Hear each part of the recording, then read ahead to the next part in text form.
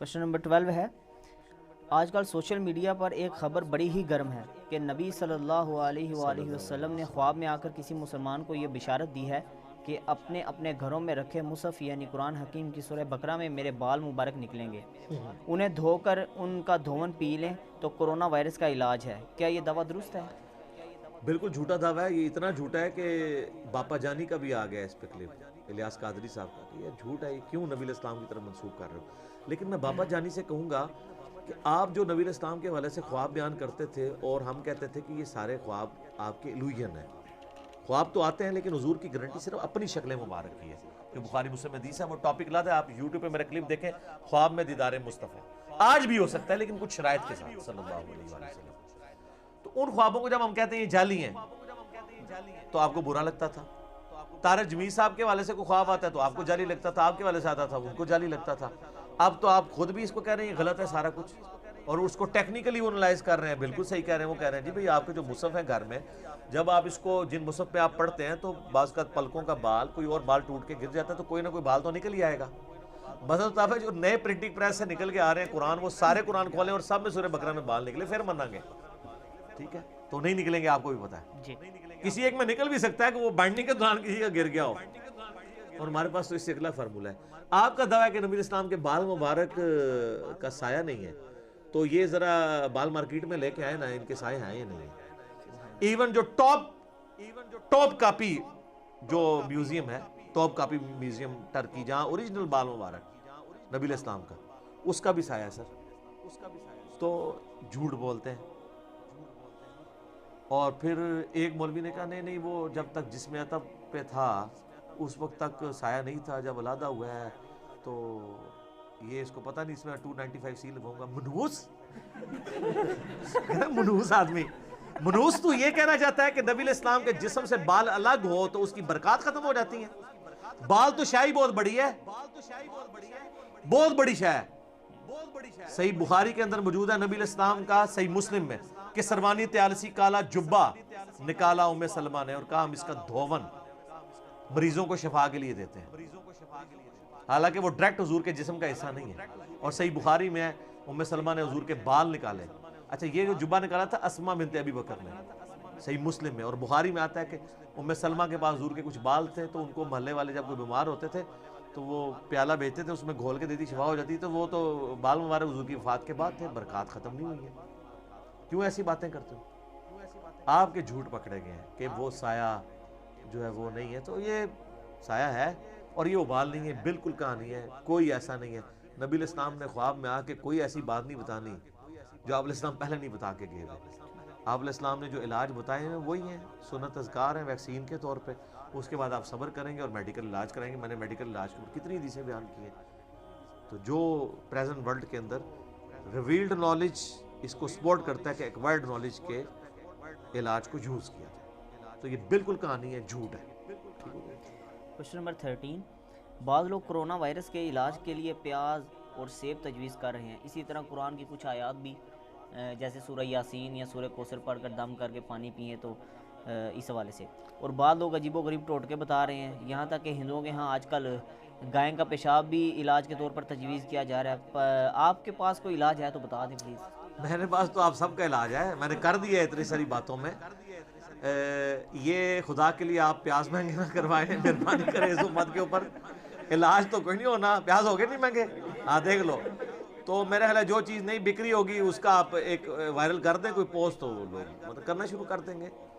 باقی یہ ہندوؤں کی واقعی ویڈیو آئی ہے. سر جب آپ کے ملک کے اندر 2014 کے دھرنے میں ایک ریلیجس اسکالر نے اپنا پسینہ ٹیشو پیپر سے پونچھ کے مریدوں میں تبرکن تقسیم کیا ہے تو وہ بھی تو لوگ لے رہے تھے نا.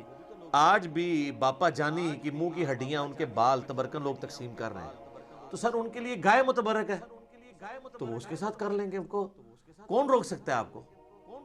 تو میرے پاس تو علاج یہ ہے کہ آپ ریویلڈ نالج ایکوائرڈ نالج کو دونوں کو ساتھ لے کے چلیں، جو میں نے پہلے بھی ڈسکشن کی. مرض نہیں ہوا تو ویکسین دریافت ہو جائے، اللہ کرے تو ویکسین. باقی جو سائنٹسٹ آپ کو اس حوالے سے دے رہے ہیں، اذکار سنت جو ہیں وہ ہمارے اورنج کارڈ ہے، بلو کارڈ کے اندر بھی اذکار ہے. آیت الکرسی کا وظیفہ، آخری 3 سورتوں کا وظیفہ کافی ہے.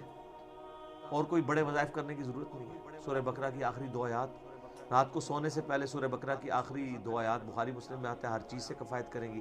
ابو داؤد ترمذی ابن ماجہ میں آتا ہے کہ قرآن کی آخری 3 صورتیں تمہیں ہر چیز کے اگینسٹ جو ہے وہ اللہ کی پناہ عطا کر دیں گی۔ صبح و شام 3 دفعہ پڑھ لو تو مختصر آخری 3 صورتیں، حتیٰ کہ نسائی میں ترمذی میں حدیث ہے جب آخری 3 صورتیں نازل ہوئی تو نبی علیہ السلام نے باقی تمام دعائیں چھوڑ کے ان کو لے لیا تھا۔ ان کے نام ہی ہے معوذتین، 2 پناہ دینے والی صورتیں اللہ کی، اور معوذات 3 پناہ دینے والی صورتیں، سورۃ الاخلاص، سورہ الفلق، سورۃ الناس۔ مسلم شریف میں حدیث ہے نبی علیہ السلام کہ گھر میں جب بھی کوئی بیمار ہوتا تو آپ آخری 3 صورتیں پڑھ کے دم کرتے۔ بخاری شریف میں حدیث ہے جب کسی کو نظر لگ جاتی نبی علیہ السلام آخری 3 صورتیں پڑھ کے دم کرتے۔ اور اس میں یہ ہے کہ پھر بخاری مسلم میں الفاظ ہیں کہ نبی علیہ السلام اپنے اوپر بھی رات کو سونے سے پہلے 3 دفعہ پڑھ کے دم کرتے، ہاتھوں میں پھونک کے پورے جسم میں جہاں تک ہاتھ پہنچتا ہے تو وہ کرتے۔ یہ سارے اذکار موجود ہیں ہماری ویب سائٹ کے اوپر، آپ جائیں ahlsunnatpower.com پہ، فری رکھے ہوئے ہیں، اس کے اوریجنل PDF ڈاؤن لوڈ کریں، اور آپ ڈاک میں بھی اذکار کارڈ منگوا سکتے ہیں۔ صبح 9 سے لے کے شام 5 بجے تک ہمارا اکیڈمی کا نمبر کھلا ہوتا ہے، +923215900162۔ پاکستان میں کریں گے تو 032159000162۔ بیچ میں نمازوں کا وقفہ ہو سکتا ہے تو آپ رابطہ کریں، انشاءاللہ آپ کو ہارڈ کاپیاں مل جائیں گی۔ اس کی بھی ضرورت نہیں، آپ ڈاؤن لوڈ کریں، پروفیشنل ہم نے PDF رکھے ہوئے ہیں، اور وہ آپ اس کو اذکار کو کریں۔ صبح شام کے اذکار ہیں، اورنج کارڈ ہے، جادو ٹونا، وبائی امراض، قدرتی حادثات سے بچنے کے وظائف، یہ سارے وظائف موجود ہیں۔ تو دونوں چیزیں پیرلل میں لے کے چلیں، ناگہانی آفات سے بچنے کے لیے اذکار و وظائف بھی، اور میڈیکل علاج بھی۔ ٹھیک ہے، ویکسینیشن بہت بیسٹ علاج ہے۔ یہ آپ کو پتہ 2 قسم کے علاج ہیں نا، ایک کیوریٹیو علاج ہوتا ہے، ایک پریونٹیو ہوتا ہے۔ کیوریٹیو ہے جب بیماری لگ جائے تو پھر آپ نے کیوریٹیو علاج کرنا ہے، بیماری بھی نہیں لگی تو پریونٹیو علاج کرنا ہے۔ پریونٹیو علاج یہ ہیں اذکار ناگہانی آفات سے۔ ونس جب آفت آ جاتی ہے پھر آپ نے میڈیکل چیز ہے تو آپ نے کیوریٹیو علاج کرنا ہے، اور اگر روحانی مسئلہ ہے تو کسی عامل کے پاس جا کے وہ علاج کروانا ہے جو شرکی الفاظ نہ پڑتا۔ تو اس پہ میرا ایک کلپ بھی ہے جادو ٹونے کے اوپر، کئی ایک کلپس ہیں، اس میں میں نے اذکار کارڈ بتائے ہوئے ہیں کہ وہ اذکار آپ کر سکتے ہیں۔ میڈیکل یہ ویکسینیشن پریونٹیو علاج ہے جس میں اسی بیماری کے کمزور جراثیم آپ کے جسم میں داخل کیے جاتے ہیں، آپ کا جسم اس سے لڑتا ہے، اینٹی باڈیز ڈیولپ ہوتے ہیں، پھر جب اوریجنل آتے ہیں جراثیم تو وہ اس سے لڑنے کی طاقت رکھتا ہے، اسی لیے آپ کو ویکسین کروائی جاتی ہے، پولیو کی بھی چھوٹے بچوں کو، اور اس کی بھی اللہ کرے کرونا وائرس کی بھی آ جائے تو آسانی ہو جائے گی۔ اور یہ ویکسین پھر ہر سال، چونکہ وہ ایک میوٹیشن والا پروسیس ہے، وائرس اپنی شکل بدلتا ہے، تو 1 سال کی ویکسین اگلے کے لیے کافی نہیں ہوتی، اگلے سال نئی والی ویکسین بنانی پڑتی ہے۔